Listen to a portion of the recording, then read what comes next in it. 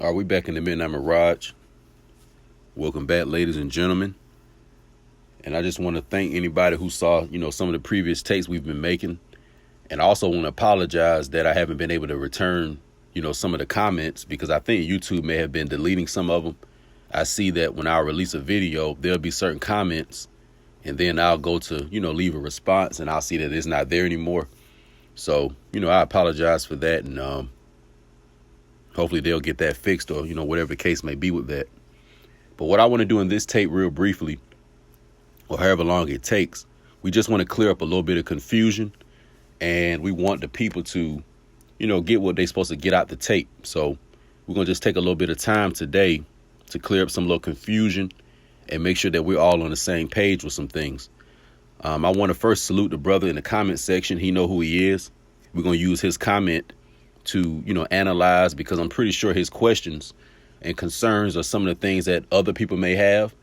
And they also are some of the concerns and questions that I've had in the past, and some things I still ponder on myself to this day.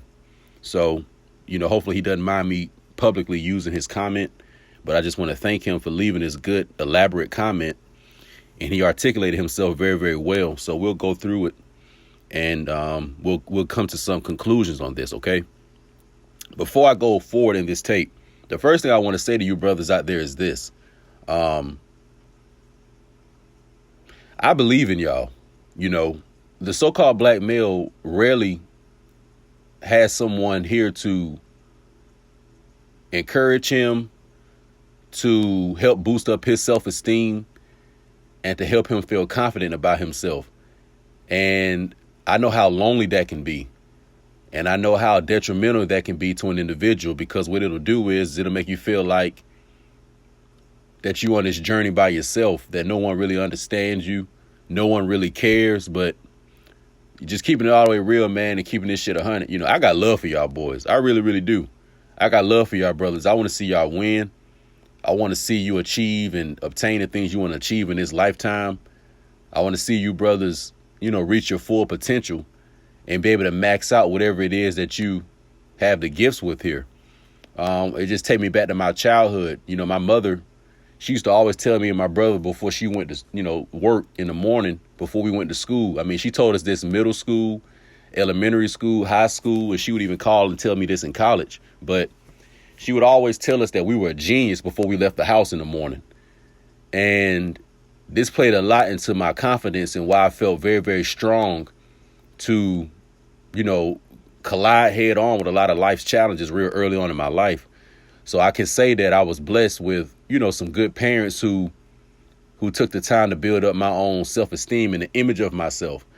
And, some brothers may have not had parents that were that encouraging, so this is why a lot of times you all hear me put a lot of accountability on ourselves as individuals, and you won't hear me, really promote more of a victim mentality. You typically will hear me promote something that'll require the so-called black male to take the long road less traveled, because this is the way that I was initially trained by my parents. And when I got into the world on my own, even as a young man, those were the principles that I stood tall on. And I just wanted to, share that, man, and just give that to you brothers to let you know that a lot of you brothers are geniuses. You guys are masterminds. You guys are ultimate chess players. You guys are great decision makers. OK, you guys are men of the Most High. A lot of you all are. And just know that all the tools and the gifts and the skills that you need, you are already given to them as a spiritual inheritance at the point of your conception.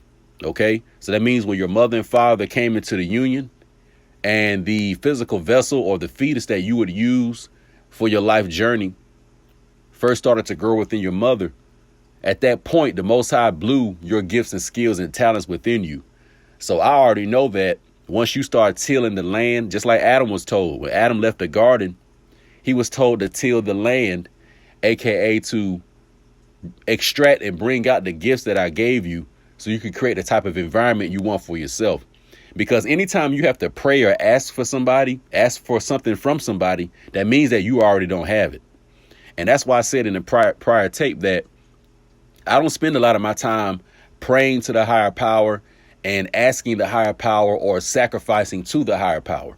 First of all, the Most High or the higher power is all knowing and is in a state of complete abundance, meaning that the Most High doesn't need anything. The Most High is not lacking for anything. If anything, the Most High wants to give. The Most High wants to support. The Most High wants to distribute its resources to creation. All right. And also think about this too. The things that we want to do that's going to make the Most High happy, they're not really even as big as we may think. It's like you may have the man out here or a young man, and let's say he's good at football in middle school. And, his parents may have financial hardships. So he may tell his parents, when I make the professional football, one day, Mom, I'm going to buy you a nice house, and Dad, one day I'm going to buy you a brand new truck. And your parents got so much love for you that they're really just happy with you being you.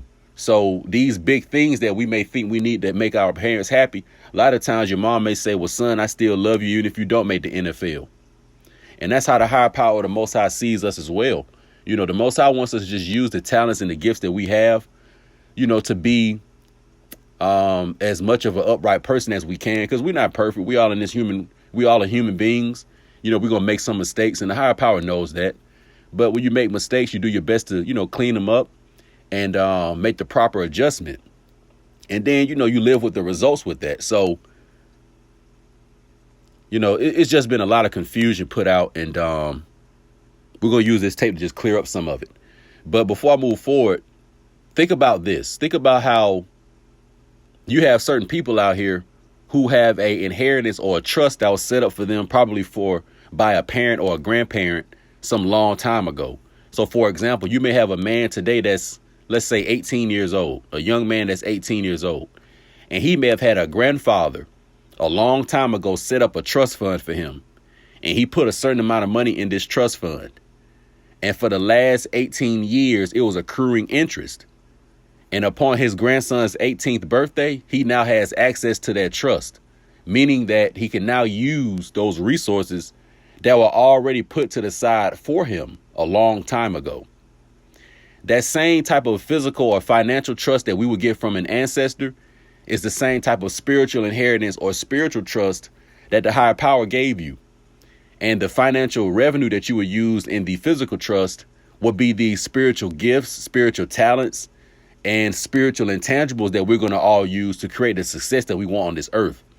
So that means that we've already been given and blessed with the things that we need, even if that sounds very simple right now, even if that sounds very cliche right now, even if you don't fully understand that right now. But just know the same way how that young man, when he turned 18 and he came into the realization that he had a trust and he had resources that had already been put to the side for him, and he's now able to use them.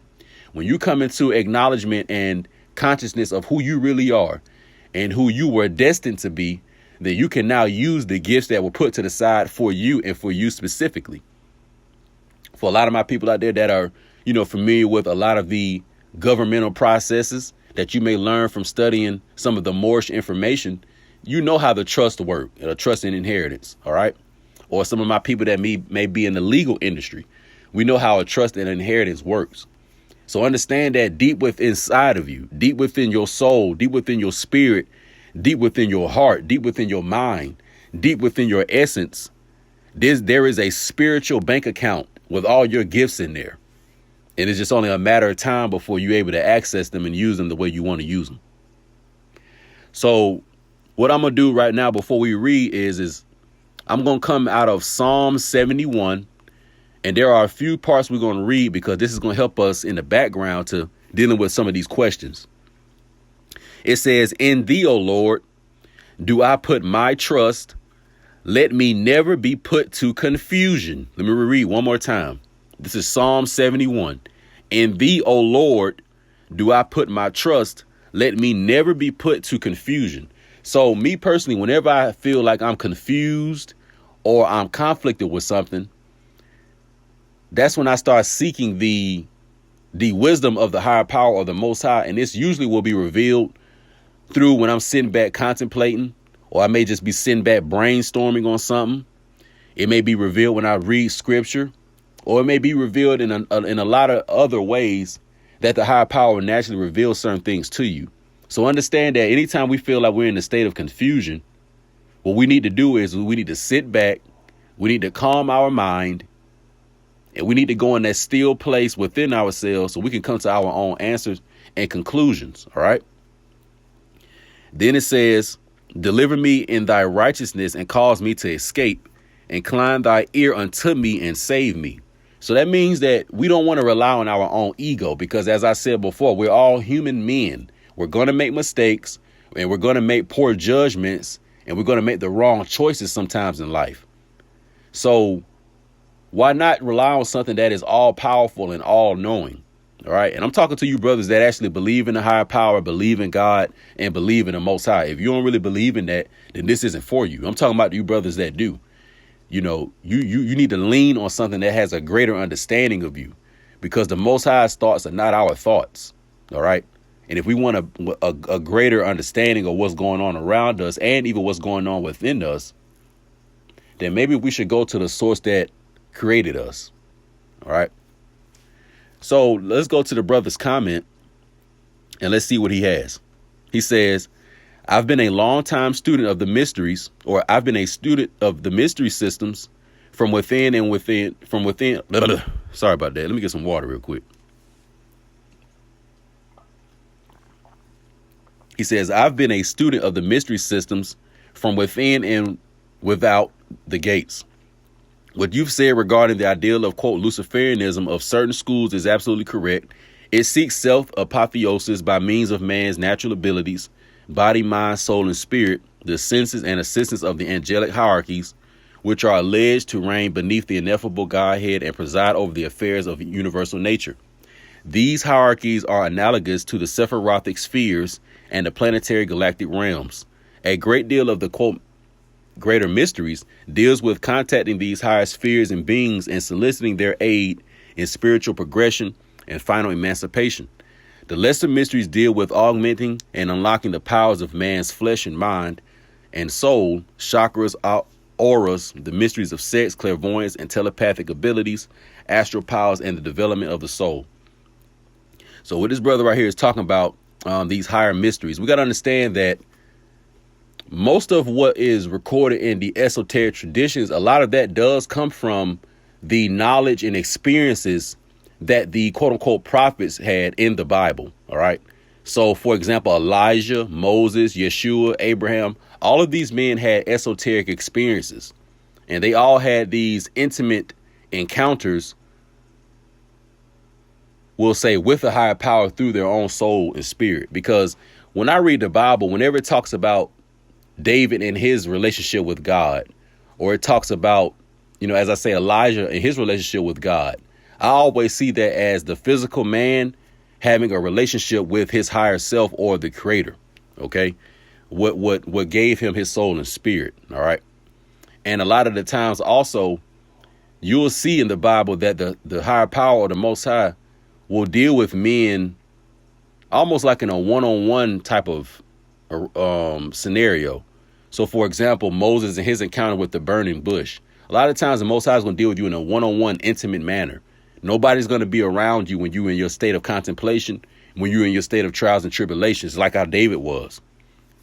OK, so understand that, you know, a lot of what we call the esoteric traditions, most of this did come from these experiences of not only those men in the Old Testament, but some of the men even from other cultures as well. All right. He goes on to say, let's see. Oh, also, let me say this, too. When he talks about the angelic hierarchies, OK, we know that in the Bible and the Quran that God or the higher power uses the angelic host to do his bidding and work on his behalf. Remember, the higher power, the Most High, is an omnipresent force, but the angelic host work on behalf of the higher power in creation. And these angelic hosts are actually what we are in the image of. So to my understanding, what we call the angelic hosts or so-called angels, they're spiritual, but they have a humanoid appearance. I could be wrong in that, But that is my understanding of them. They're spiritual. They have a humanoid appearance, and they're also light beings as well. OK, so these spiritual beings, these angels or these angelic hosts, when we read in the Bible about, Raphael or Michael, etc., these various archangels, that's who this is talking about. And we read in the Bible where the Most High God will send these angels to work on your behalf and to help you. For example, in, I think it's Matthew, after Yahushua is in the wilderness and he's tested by the tempter, he's exhausted, and he's drained and his energy is low from that trial and tribulations. And it tells us that he was assisted by some angels. Let me see if I can pull it up real quick.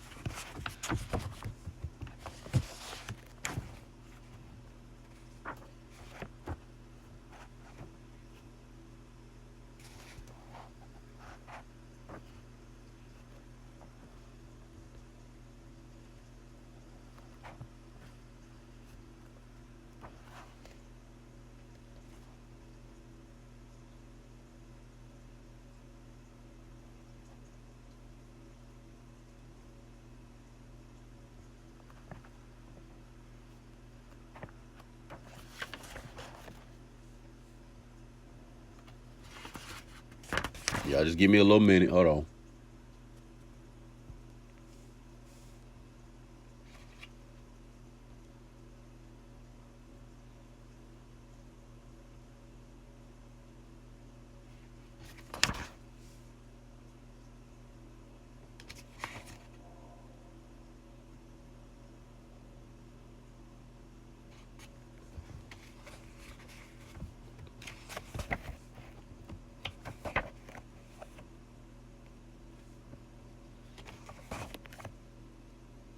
Yeah, I don't want to take too much time right now because it's, I got a lot of notes right here. But basically, when you read in the New Testament, Yahushua, or so-called Jesus, when he came down from the mountaintop and, he was done with his test, he was assisted by some angels or some angelic forces.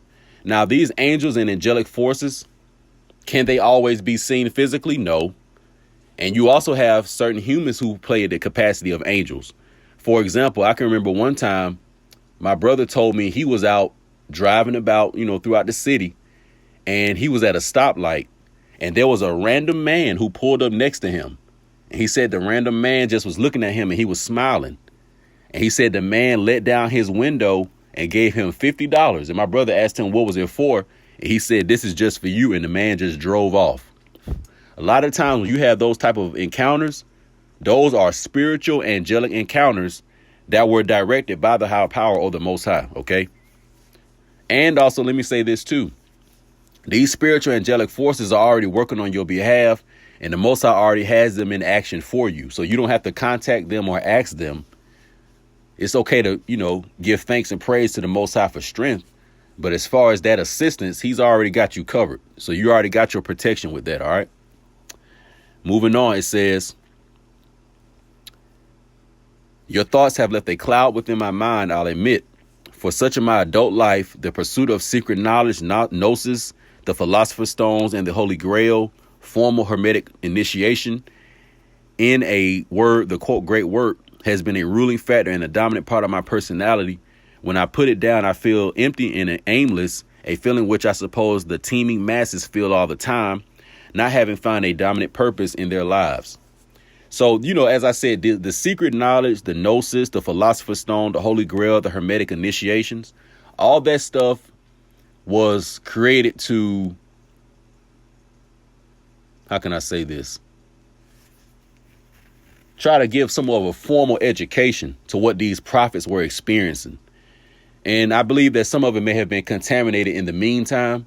But nevertheless, that's what the information is. Because remember, Noah passed his sons the information that he received from Adam. So that means Ham, Japheth, and Shem all got the same original information. So the mystery systems that Ham and the Canaanites and the Cushites later on created, and the Egyptians, the Babylonians, the mystery systems that they all created, it wasn't nothing but the perverted version or an inverted version or an upside down version of the same information that they had received from Noah. So it wasn't really a new information. And even what we call Luciferianism, or just the religion of the ego, it's a very, very sensual and carnal ideology, basically, just serving yourself. OK. And as far as, let's say, for example, astrology and astronomy, there is nothing evil and wicked about the sun, moon, and stars. There's nothing even wicked about how they're arranged in the sky. But when we start to worship these celestial bodies, and when we think that maybe they have an influence over our lives greater than the higher power that created them, then now we may, come across some issues, and it can lead to some confusion. So, for example, do I look at the zodiac and the horoscope stuff? Not as much as I used to, but I don't think that it's just evil. And for the people that look at that and they may feel like that it, is the dictate of their life, maybe that's the space that they're in. So I don't want to say that they're a devil worshiper or they practicing black magic. Like, I don't want this to turn into nothing like that. But all I'm saying is that, and instead of me thinking Saturn or Mars is going to have some kind of power over my life, it probably make a little more sense to think that what created Saturn and Mars probably has a greater influence on my life. So I'm just one that like to cut out the middleman, and I like going straight to the source. That's how I am. If I was in the streets and I was in the dope game, I wouldn't be that guy dealing with, just your regular guys here selling little packages here and there. Like, no, I'm going to try to cut them out and go to the source so I can get the pure abundance of where all the stuff is coming from. So me, instead of dealing with an angelic force, instead of dealing with some ancestor, instead of dealing with some celestial object, instead of dealing with astrology or anything else that man may create, I just do my best to go straight to the source. And the source put a part of itself within my own being. So that's just the approach I take when it comes to that. All right. So I don't want to say that the knowledge and, I don't want to say that any of that stuff is necessarily evil, because it's not. All right. A lot of it is just a mythological interpretation of the biblical text and biblical history and biblical experiences. OK, that's all it is. All right. Then the brother says, but you say all mysticism and occultism, magic, so-called orientation originated from the adversary and Canaanite/Hamitic forces, or was taught to Babylon by the angels Harut and Marut in the Quran.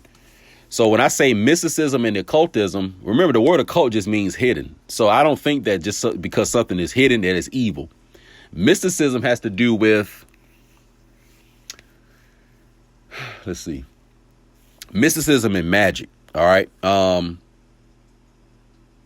I tend to stay away from the word magic now at this point in my life and understanding, because magic implies some type of mechanical or human manipulation externally to get something done. Whereas with me, I feel like all my power lies within my own soul and spirit and the source of my soul and spirit. So there is no magical means or no external means that I'm going to engage in to get some type of a power. You understand what I'm saying? So there is no way that I need to get any kind of crystals or any other type of physical device that I need to manipulate in order to get the natural environment to do what I want it to do. See, like I told you all, I have cut out all the middlemen. Like, I look at crystals and all that type of stuff. That's the middleman. I'm going to the plug. If the Most High or the higher power is the plug, he's who I'm going to. He's the one that I'm trying to get in contact with. I'm not trying to get any of these intermediate middlemen and work with them, because, see, that's the problem that created the anthropomorphic pagan cultures from the beginning and the idolatrous cultures from the beginning. When the first Aboriginal people of the planet forgot and lost their connection with the higher power, and that frustration that they can't see the higher power. Human beings, we're dominated by our five senses. And one of the primary ones is the sense of sight. And we feel very, very confident when we can see something. So when the people in the ancient world were not able to see God and they lost their understanding of God, they got frustrated. So they had to create physical objects that they could see and interface with, and they worked through those to get to the higher power. So a lot of times when you read in the Bible, when they'll say that the higher power doesn't want the people idol worshiping or being into paganism, what that is that the people of the ancient world who understood the original knowledge of the higher power, they were just trying to tell the people that, hey, we don't need these other objects and intermediaries to get to the higher power. And that's all the prophets of Israel were trying to tell the people, is that, no, we have a direct connection to the higher power through our own soul and spirit and through our own interaction with the higher power and our obedience to the higher power. Okay. By using the gifts and talents and contributing to creation. Okay. So basically, what I'm saying is we need to empower ourselves and know that we have that direct connection. All right. All you brothers got the direct connection, and you women too out there that may be in your right mind. All right. So, when I think about mysticism and magic, and I could be wrong, but I tend to think of, somebody that needs to probably use an external medium to get something done. Whereas personally, I don't feel that. As far as, in that type of information originating from the adversary, I'm going to say yes. Anything that makes you go outside of yourself to achieve something, I'm going to say it originated from the adversary or something under the influence of the adversary. OK, and that's just me. I could be wrong, but I feel like the Most High put the inheritance within you. And like there is no physical book of life, but yet the higher power knows we need instructions and guidance on how to live a good life here. Yes, we have the scripture, but more than likely, the higher power is going to put a scripture within your soul and spirit. So a lot of times when you read in the scripture, you'll feel your soul and spirit basically awakening and getting more animated within you, saying, yeah, that's it. Because your soul and spirit really just reflecting a lot of what the scripture is telling you. In this proper position, too, because a lot of the scriptures have been misinterpreted and a lot of confusion has been, included in it. So minus the confusion, you have your answers within when you go into that place of silence and you let the higher power communicate with you through your own soul and spirit. All right. And as it says, the angels, Harut and Marut in Babylon, a lot of us know about that from the Quran. And basically in ancient Babylon, you just had men who were practicing these religions of the ego and using external sciences to get material gratification. And they just taught this to the other people. All right. The brother says, I would like to know if you believe the great work to be entirely fantasy and illusion, that the ends of the alchemists, magicians, and hermeticists to be wholly evil or misdirected. Fantasy and illusion. If they think that it has to be something external or outside of themselves, yes. If they think that they have to pray, chant, or sacrifice to something outside of themselves to get something done, yes, that is illusion and that is misfortune. All right. That is fantasy. When it talks about the alchemist, see, to me, alchemy, like how they would say turn lead to gold. That's the same thing from going from the lower self to the higher self. Remember, the hermeticist, the alchemist, all of those people got the same information that came from Noah. They just interpreted their own way. All right. So I wouldn't necessarily call it evil, but just understand that most of what's recorded in the hermetic sciences and most of what's recorded in what we call alchemy, even though a lot of it has been perverted and it's been used in, we'll say, some alternate ways, but it still comes back from those original documents and records from Noah. All right. So I wouldn't call it evil. We ain't going to go there. But if you think that you need to do some type of external acts, like manipulating nature, manipulating the elements, and some of these other scientific, quote unquote, magical practices, I'm just not under the belief that we need to do that to achieve what we need to achieve. So there's nothing wrong with a person that wants to meditate and they want to go and try to communicate with their own inner self and soul, their true self, and get the understanding, because your true self and your inner self, that's what the Most High is communicating with to work through you. Remember in Genesis where it says that the breath was blew into Adam and he became a living soul. That breath is basically the essence of the higher power. So you have a part of the higher power with you. And that's how the higher power is guiding and guarding and protecting you in your life and instructing you in your life. And when these physical bodies shed, that spiritual soul part of us will return to the higher power. OK, that energetic part of us, it will return to the higher power. All right. So it says, and if you believe the goal of becoming like unto God, a son or daughter of God, called Christhood or adeptship, if you believe all of these to be ends entirely fruitless and poisoned strains of knowledge. I wouldn't necessarily say that, because I think it's in Psalms 82 where the higher power, calls the men of Israel, that you are sons of God, or you are like gods. Basically, that means that we were put, on the earth to be judges. We were put on the earth to be the angelic humans that are working on behalf of the higher power. OK, so a god or a judge, as far as in biblical terms, is the same thing. All right. That's why you have the book of Judges in the Bible. Think about Samson. He was one of the judges. All right. So, when a human man is made unto a god, that means that he has had the higher power understanding and knowledge of the higher power. And he knows how to choose and live his life the right way. Think about how King Solomon had, the wisdom, and they call Solomon the wisest man of the world. And, Solomon had that godlike ability. OK, so a man is made godlike when he has knowledge and understanding. It's not like we're going to become a Superman, be able to fly and, we're glowing with light and all that other stuff. A lot of that may be metaphorical in some of the symbolic, mythical literature.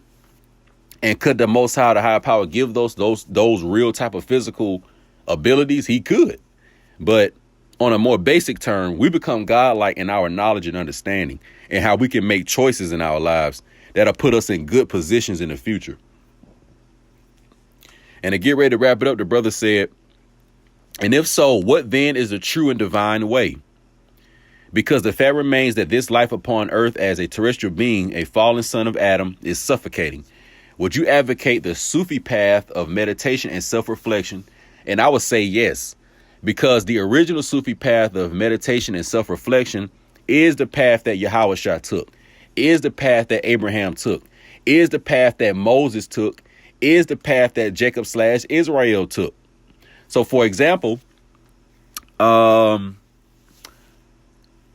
Jacob/Israel laid upon the rock and he had a dream, I can't remember if it was in Bethel or Bethlehem. One of you all can correct me about where he had the dream specifically. But when Jacob or Israel had a dream, he saw angels going up and down a ladder. OK, he saw angels going up and down the ladder. And this was a spiritual experience that Jacob was having. OK, so when you read in the Bible about Jacob's ladder, that is actually the Sufic path. It's just the Muslims and in the Islamic culture calls it Sufism. But that is what the prophets of the Old Testament and the New Testament were experiencing when Elijah was taken up. And you have the wheels of Ezekiel, etc. All these various experiences when Moses went on the mountaintop and he interfaced with the higher power and he came back down and his face and his head was glowing radiant. And the people of Israel became intimidated by him. These are all experiences of the higher mysteries, or the quote unquote true original great work, which is to become the man that the Most High intended for you to be. OK, and a lot of it may be symbolic by showing a man with an illuminated face. But that's ultimately what the message is trying to communicate to us. OK, so I would say that is the true and divine way of the Sufic path, because Yahushua or Yeshua, so-called Jesus, he practiced the Sufic path in its original Shemitic state. Now, I'm not talking about the perversion.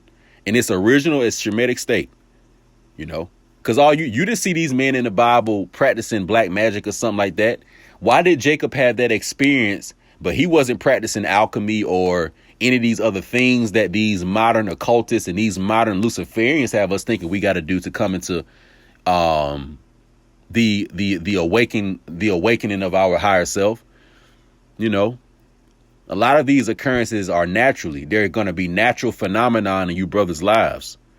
And that's how you know it's real, because it's going to be naturally, organically happening. OK, so these occult forces or these hidden forces, you're already using them whether you know it or not. When you all go and contemplate and you meditate, you're using the hidden occult forces right then. You're using the esoteric hidden forces right then. So there really is no knowledge of Lucifer or Satan. He don't have his own knowledge. There is no knowledge of the ancient Canaanites or the ancient Hamites that's specifically their knowledge. They took the same knowledge that was learned from Noah, that he inherited from his Aboriginal ancestors, and they just perverted it and they twisted it and they contorted it to use it for their own objectives and intention. So in the old world, when the people learned about a savior or a Messiah coming in the, in the future, you just had people of that current. They said, well, we're going to just set up our own Messiah system. So Cush set up the Messiah system, and he called his son Nimrod Christ. OK, so they had an understanding of these, mysteries. All right. And they just tried to, bring them into activation early. OK, but you can't force something until it's ready to happen on its own. All right. So that's all that is. So, to wrap this up, ultimately, this secret knowledge is the knowledge of the Bible and the scriptures. And the brother who wrote this, I've communicated with him often, and I just want to tell him personally before I wrap up that, brother, you already on the right road, and you've been on the right road for a while. OK, we just need to understand that most of this stuff, it all is coming from a biblical source. So you brothers have the strength and the power to go directly to the source. None of you all need a middleman. So I wouldn't say to abandon, a lot of the, teachings and some of the things that you all may have learned in other books, because it's good information. But just understand the origin of it and ultimately understand that you have all the tools necessary within you to achieve what it is you need to achieve. Because he's right. He says that, when you put down this information, it will make you feel empty, which the masses are feeling all the time. And they don't have a dominant purpose for their lives. He's right. I would never put away my various Sufi books of Islam that I've learned. Like my Sufi book of Islam, when it goes to the mysteries of Yahweh, I would never throw that book away. Some of the books I've got on alchemy, and those different little sciences and stuff, I wouldn't throw those books away. They're still good books. But I just put everything in their proper context, and I know where they originate from. OK, so hopefully this tape made some sense. And to wrap it up, you brothers have the inheritance within you. And, the knowledge and the power is with you. OK, it's with you.